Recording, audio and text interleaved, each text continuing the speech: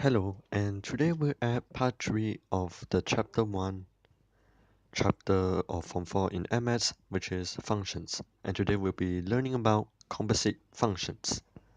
Composite functions may seem like a very hard chapter for most people, but it's actually just a series of functions that's combined together.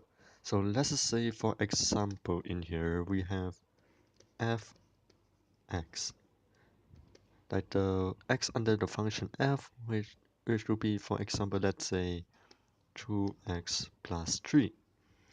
And then let's say the second function will be gx equals to, let's say, x squared minus 7. So let's just say that the question wants to ask for, let's just say the first question wants to ask for f gx.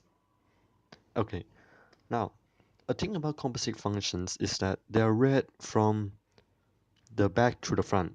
So in this case, you need to sub in gx first and then sub in f. So what I meant by that is will be equal to f, because gx is technically the same as this, which is equal to x squared minus 7. So let's just sub this in. F x squared minus 7. Now, since that fx is 2x plus 3, and with x being replaced by x squared minus 7, this x will also be replaced by x squared minus 7. So in the end, it will turn out as 2x turning into x squared minus 7 plus 3. So it will be 2x squared minus 14 plus 3, which is minus 11.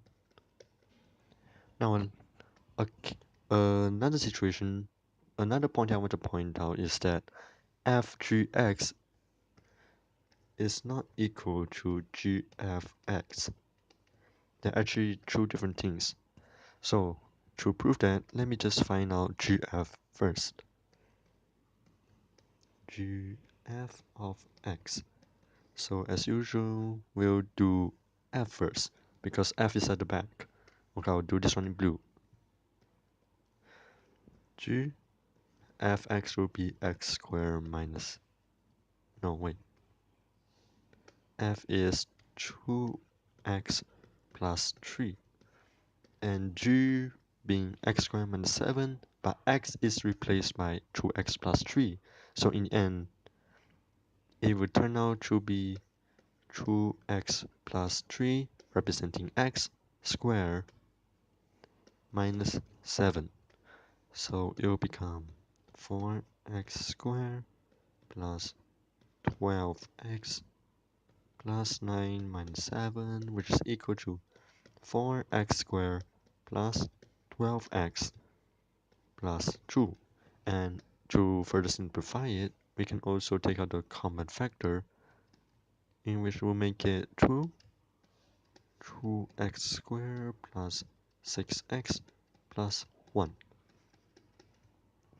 And then you can immediately take note that these two composite functions are different in values. So that's basically it for composite functions actually.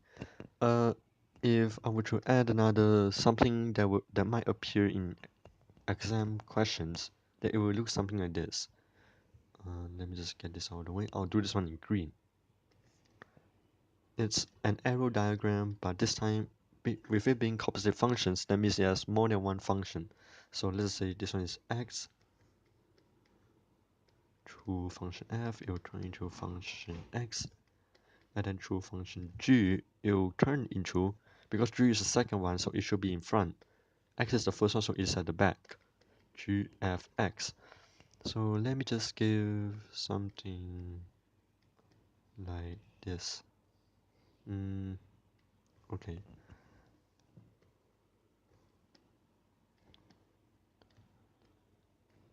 Let me just mark out all of these points. Let's just say that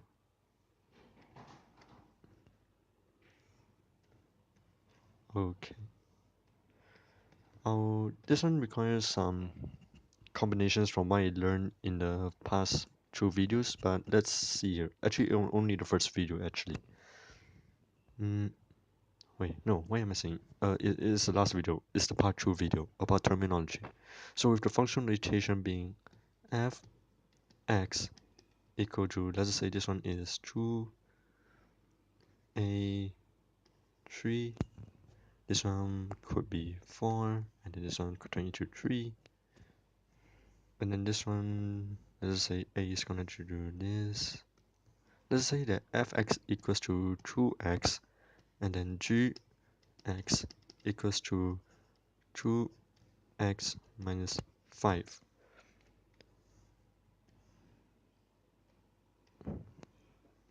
Let's say that this one connected to here, it will be b, and then connected to here, it becomes c.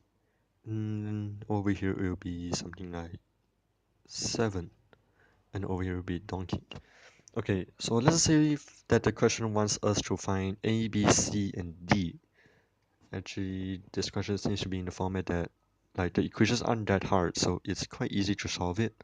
I'll be doing this one in orange then. Now let's solve for B and C first, because B and C, they're connected by the same line. So B being here, C being here, and 3 being here. So as 3 undergoes the function f, it becomes b. So let's sub 3 into x. So function f, and the x is sub into 3 equals to 2. X is changed to 3, which is 6. So what this means is that b equals to 6, because b is also 3 under the function f, so it will be the same answer. So to find c, it's similar. C is basically just b under function g. So c equals to function, no, is function g with the object being b, which is 6. And then the function g is 2x minus 5. So with x being sub by 6, it will be 2. 6 minus 5. 12 minus 5 is 7. So that's B and C solved. So now, to find this part, to find A and D, I'll be using another color. Let's use cyan color. A is going to choose 7 through function f. 7 after function g, it becomes D. So let's just go with D first because it's easier. So D is equal to the g function, but with the object being 7. So the g function is just 2x is changed to 7 minus 5.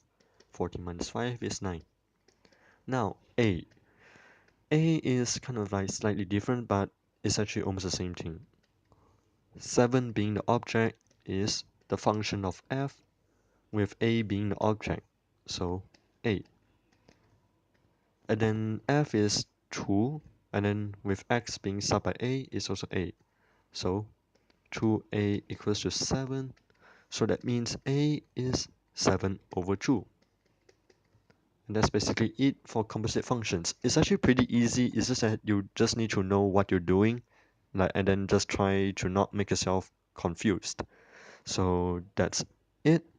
And I'll see you in the next video where we'll talk about inverse functions, which is most likely to be combined with composite functions, but it's actually also pretty easy. It's just that a lot of people get them messed up as well.